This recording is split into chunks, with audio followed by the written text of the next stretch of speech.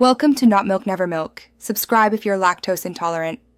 You begin by signing into the Microsoft account that manages the family group. This gives you control over child profiles and cloud permissions. Once signed in, open the family settings at Account, Microsoft, com/family, or the Xbox Family Safety app to view children linked to your account. Make sure the child profile you'll edit appears. This prevents testing on the wrong account. Now that prerequisites are set, proceed to the child settings so you can configure cloud-specific restrictions and playtime rules. You now select the specific child profile and go into App and Game Limits to target Xbox Cloud Gaming access. Adjust age filters and content restrictions because cloud games follow the same ratings as console titles. This blocks inappropriate titles automatically.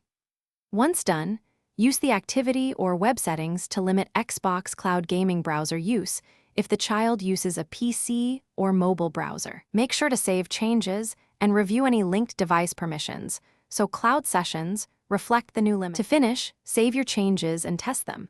Sign out and then sign in as the child or ask them to launch an Xbox Cloud Gaming session. Verify the restrictions by attempting a blocked title or exceeding playtime.